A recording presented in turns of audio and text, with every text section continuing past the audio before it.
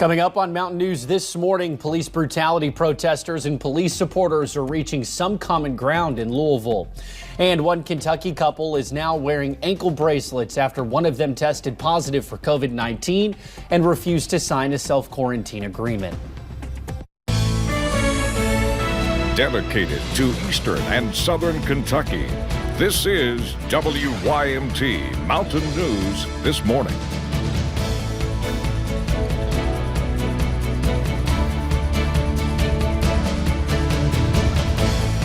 Good morning. It is 6:33 on this Monday, July the 20th. I'm Will Puckett. Thank you for tuning in to Mountain News this morning. Well, some rain over the weekend, but still some hot temperatures, and both of those are going to continue into this week. So let's hand it over to Brandon, who will tell you exactly what to expect and when to expect it. Brandon, good morning and happy Monday. Good morning, Will. Listen, those two words don't go together for most folks, but we're awake, we're alive. It's a good morning for a lot of folks there, and we're going to continue to see some good conditions early this morning outside at Jenkins there, just up the road from me, US 119, US 23. All quiet this morning, no major issues over that way. No fog there, but some fog in other parts of the region, and temperatures mild and muggy, back down to 68 in Williamsburg. It's a roller coaster right over there this morning, and 69 in Irvin. Everybody else in the low to mid 70s. Upper 70s at Prestonsburg up there near the Big Sandy Airport. We're taking a look at the out-the-door forecast, and we are going to feature a dry morning giving way to hot and humid temperatures, 92 today once again, but we factor in some showers and storms this afternoon that could be on the stronger side, so something to watch as we head deeper into the afternoon. I'll break it all down for you in just a few minutes. Will? All righty, Brandon. Thank you, sir. Well, activists are following up on a series of arrests made during a protest at the state attorney general's house. Last week, police took 87 people into custody for staging a demonstration on Attorney General Daniel Cameron's lawn. Days later, prosecutors dropped their charges, and now the Kentucky Alliance Against Racist and Political Repression is advocating on behalf of the protesters. My name is. We are calling for justice. And we are still met with police brutality, and we are still met with, a culture of this police department that just does not care about everyone. Again, 87 people were facing felony charges. The Alliance claims police denied the group food, hygiene products, and PPE while they were in custody. Well, a petition calling for justice for Breonna Taylor is now the second largest in Change.org's history with more than 10 million signatures. A New York law student created the petition asking for the officers involved in Breonna's death to be charged immediately. It also asks the Louisville Metro Police Department to pay her family damages, and for Governor Beshear and Attorney General Daniel Cameron to investigate LMPD. A petition seeking justice for George Floyd is number one on the site with 19 million signatures. Well, police brutality protesters and police supporters are reaching some common ground in Louisville. Organizers of a Back the Blue rally invited 3 protesters to speak. They formed a human barricade around a lone officer during one of Louisville's early demonstrations. One of the men says that's exactly what he wants to see from officers. If you're not holding your own people accountable, to be honest, you might as well call yourself a gang. You're protecting your own, and that's what we don't want. The rally attracted some counter-protesters as well. They stayed on the other side of the street and questioned nearby officers. Well, one couple in Hardin County is now on house arrest after one of them tested positive for COVID-19 and decided not to sign documents agreeing to self-quarantine. Faith King talked with the couple about the incident and has more.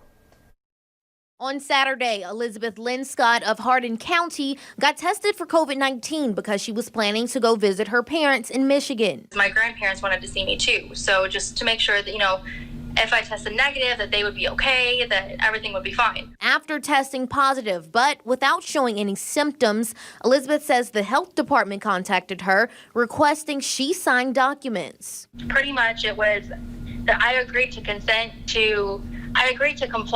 to call the health department if I was to call the health department prior to leaving my house for any reason. Elizabeth chose not to sign. I had gotten a message from them, a text message that stated, because of your refusal to sign, this is going to be escalated and law enforcement will be involved. On Thursday, the Hardin County Sheriff's Department greeted Elizabeth's husband, Isaiah, at their front door. Open up the door, there's like 8 different people, 5 different cars. I'm like, what the heck's going on?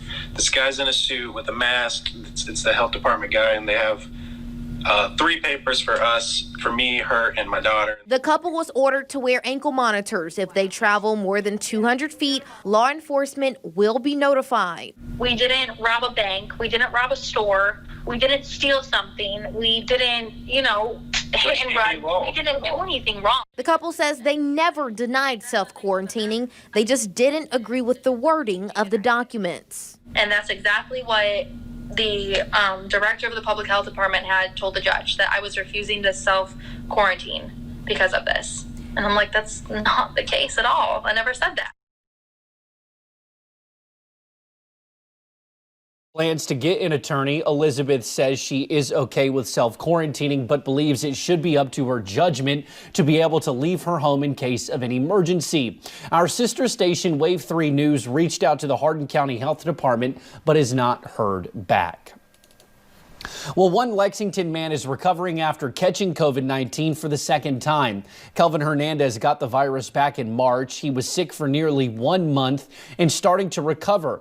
Then he used his experience to help educate others, especially the hard-hit Hispanic community. In the midst of that work, Hernandez says he started noticing some familiar symptoms. He tested positive for the second time earlier this month. While it's been several months since his first diagnosis, there are still just as many questions the second time around. This is incredibly rare. It's something that it's not to be expected as the normal course with COVID. But it's again, at this point, we don't know how long any type of immunity does last with COVID-19. Hernandez is hoping to use his story to encourage everyone to wear a mask. Well, preparations for the school year are underway during our new normal. Later today, state school leaders will hold a virtual conference to make plans for the fall. On Thursday, the Fayette County School District will share its vision for the upcoming semester, which could help other districts further their own plans. Grace Finnerman shows what the plan could look like.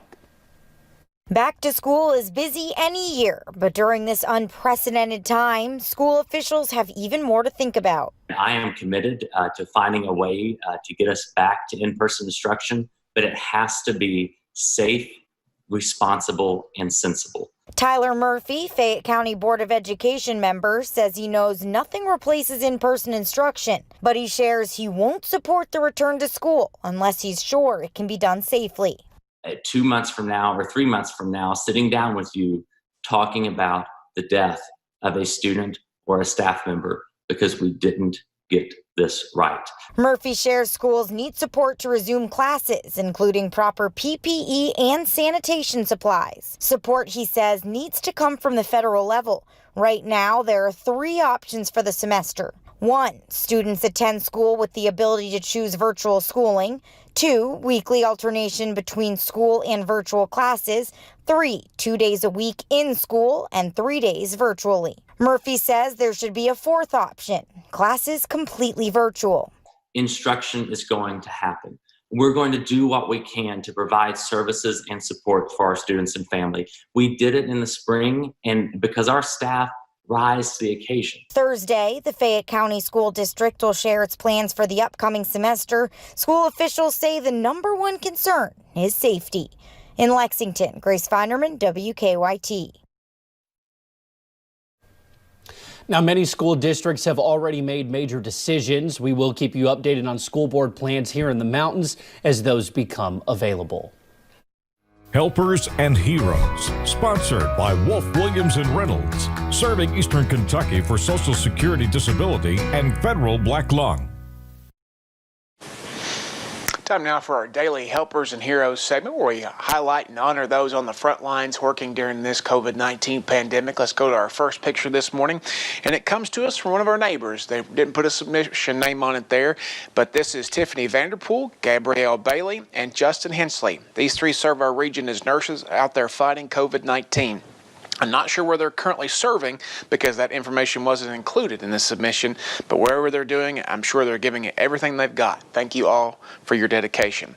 Our next picture was submitted by Judy. This is Dr. Murad and his staff at the Chavez Clinic in Perry County. They have kept their doors open, seeing patients in the small community, and I'm sure making them feel comfortable and like family before and during this pandemic. Thank you all for going above and beyond now and always. And finally, our last picture today was sent in by Shelby. This is Chris Sloan. Shelby tells us Chris just started working for the Lowe's location at Hazard right before the pandemic began. He is part of a crew that works at night after the store closes to make sure when shipments come in, supplies are ready and waiting for customers when the store opens the next morning. Thank you, Chris, for your hard work. I think, unless I hear otherwise, we'll be winding down this segment at the end of July. If something changes, I'll let you know. I think we've got enough submissions, but if you want to see these segments, you can go on over to the website, WYMT.com, and search for Helpers and Heroes. Will? All righty, Brandon. Thank you, sir. And thank you for joining us. We'll have more Mountain News this morning after the break.